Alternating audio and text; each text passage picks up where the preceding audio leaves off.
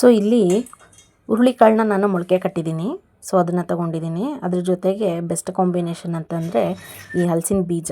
So ಹಲಸಿನ ಹಣ್ಣಿನ season ಆಗಿರೋದ್ರಿಂದ ಹಲಸಿನ ಹಣ್ಣಿನ ಬೀಜನ ತೊಗೋಬೇಕು. ಸೊ ಅದನ್ನು ನಾವು ಕುಟ್ಟಿ ರೆಡಿ ಮಾಡಿ ಇಟ್ಕೋಬೇಕು. ಸೊ ಒಂದು ಪಾತ್ರೆನ ಗ್ಯಾಸ್ ಮೇಲೆ ಇಟ್ಬಿಟ್ಟು ಸ್ಟವ್ ಆನ್ ಮಾಡಿ ಎಷ್ಟು ಬೇಕೋ ಅಷ್ಟು ನಾವು ನೀರನ್ನು ಹಾಕ್ಕೋಬೇಕು. ಆದಷ್ಟು ನೀರನ್ನ ಜಾಸ್ತಿ ಹಾಕ್ಕೊಳ್ಳಿ ಪಾತ್ರೆ ತುಂಬ, ಯಾಕಂದರೆ ಕಟ್ಟು ನಮಗೆ ಭಾಳ ಬೇಕಾಗುತ್ತೆ. ಸೊ ಇಲ್ಲಿ ನಾನು ಒಂದು ದೊಡ್ಡ ಲೋಟದಷ್ಟು ನಾನು ಹುರುಳಿಕಾಳನ್ನ ತೊಗೊಂಡಿದ್ದೀನಿ. ಸೊ ಅದನ್ನ ಮೊಳಕೆ ಕಟ್ಟಿದ್ದೀನಿ. ಚೆನ್ನಾಗಿ ಬೇಯಬೇಕಿದು, ಟೈಮ್ ತೊಗೊಳುತ್ತೆ. ಕೆಲವರು ಕುಕ್ಕರಲ್ಲಿ ಮಾಡ್ತಾರೆ, ಬಟ್ ನಾನು ಯಾವಾಗಲೂ ಪಾತ್ರೆಯಲ್ಲಿ ಮಾಡೋದ್ರಿಂದ ನಾನು ನಿಮಗೆ ಪಾತ್ರೆಯಲ್ಲೇ ತೋರಿಸ್ತಾ ಇದ್ದೀನಿ.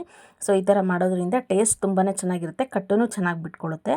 ಸೊ ಇಲ್ಲಿ ಚೆನ್ನಾಗಿ ಬೆಂದಿದೆ ಅಂದಾಗ ನಾವು ಏನು ರೆಡಿ ಮಾಡಿ ಇಟ್ಕೊಂಡಿದ್ವಿ ಅಲ್ಲ ಹಲಸಿನ ಬೀಜ, ಅದನ್ನು ಹಾಕಬೇಕು. ಅದು ಬೇಯೋ ಅಷ್ಟೊತ್ತಿಗೆ ನಾವು ಇಲ್ಲಿ ಸೈಡಲ್ಲಿ ಒಂದು ಕಬ್ಬಿಣದ ಬಾಣಲಿ ಇಟ್ಕೊಳ್ತಾ ಇದ್ದೀನಿ ಮಸಾಲೆನ ರೆಡಿ ಮಾಡ್ಕೊಳ್ಳೋದಕ್ಕೆ.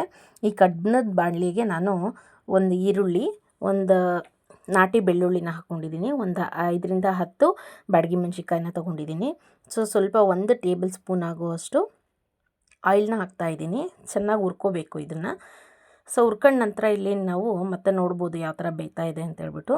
ಸೊ ಚೆನ್ನಾಗಿ ಅದು ಗೋಲ್ಡನ್ ಬ್ರೌನ್ ಬರೋವರೆಗೂ ಹುರ್ಕೊಂಡ ತಕ್ಷಣ ನಾವು ಲಾಸ್ಟಿಗೆ ಟೊಮೊಟೊ ಹಾಕಿ ಅದರಲ್ಲೇ ಆ ನೀರಲ್ಲೇ ಬೇಯಿಸ್ಕೋಬೇಕಾಗುತ್ತೆ. ಸೊ ಇದು ಕೊತ್ತಂಬರಿ ತೊಗೊಂಡಿದ್ದೀನಿ ಒಂದು ಸ್ವಲ್ಪ. ನೋಡಿ ಟೊಮೊಟೊ ಬೆಂದಿದೆ, ಅದನ್ನು ನಾನು ಜಾರ್ಗೆ ಶಿಫ್ಟ್ ಮಾಡ್ತಾಯಿದ್ದೀನಿ.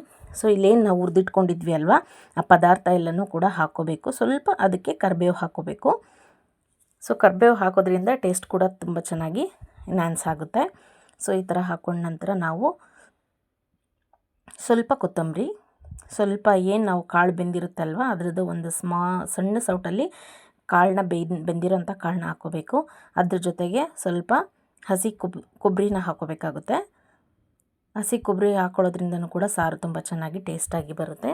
ಸೊ ಇಲ್ಲಿ ನೋಡ್ತಿರ್ಬೋದು ಕಾಳು ಸಪ್ರೇಟು ಮತ್ತು ಕಟ್ಟು ಸಪ್ರೇಟ್ ಮಾಡ್ಕೊಂಡಿದ್ದೀನಿ. ಸೊ ಇಲ್ಲಿ ಅದೇ ಪಾತ್ರೆಯಲ್ಲೇ ಸ್ವಲ್ಪ ಎಣ್ಣೆ ಹಾಕ್ಬಿಟ್ಟು ಸಾಸಿವೆ ಮತ್ತು ಕರಿಬೇವು ಹಾಕ್ತಾಯಿದ್ದೀನಿ. ನಂತರ ಈರುಳ್ಳಿ, ಒಣಮೆಣ್ಸಿನ್ಕಾಯಿ ಬೇಕು ಅಂದರೆ ಖಾರಕ್ಕೆ ಬೇಕಾದರೆ ಹಾಕ್ಕೊಳ್ಳಿ, ನಾನಿಲ್ಲ ಹಾಕಿಲ್ಲ. ಸೊ ಇದನ್ನು ಚೆನ್ನಾಗಿ ಗೋಲ್ಡನ್ ಬ್ರೌನ್ ಬರೋವರೆಗೂ ಹುರ್ಕೋಬೇಕಾಗುತ್ತೆ. ಸೊ ಹುರ್ಕೊಂಡ ನಂತರ ಸ್ವಲ್ಪ ಕಟ್ಟಿಗೆ ಹಾಕ್ಕೊಳ್ಳಿ ಆ ಒಗ್ಗರಣೆನ. ಈ ಥರ ಹಾಕ್ಕೊಳ್ಳೋದ್ರಿಂದ ನಾವು ಮತ್ತೆ ಇನ್ನೊಂದು ಸತಿ ಒಗ್ಗರಣೆ ಮಾಡೋಂಥ ಅವಶ್ಯಕತೆ ಇರಲ್ಲ ಸಾಂಬಾರಿಗೆ. ಸೊ ಇದರಲ್ಲೇ ಒಂದು ಸ್ವಲ್ಪ ಒಗ್ಗರಣೆನ ತೆಗೆದು ಕಟ್ಟಿಗೆ ಹಾಕ್ಕೋಬೇಕಾಗುತ್ತೆ.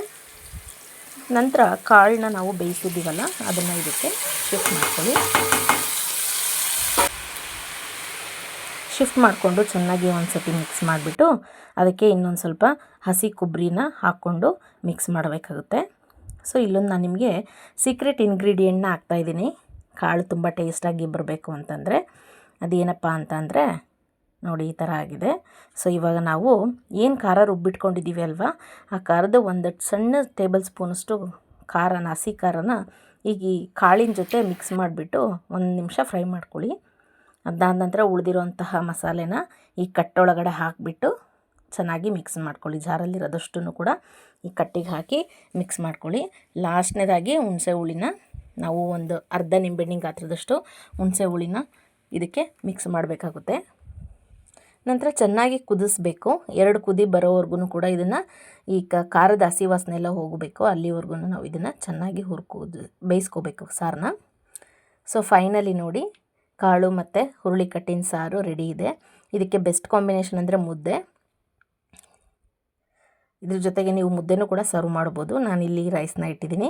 ಸೊ ಚಾನಲ್ ಇಷ್ಟ ಆದರೆ ನನಗೊಂದು ಲೈಕ್ ಮಾಡಿ.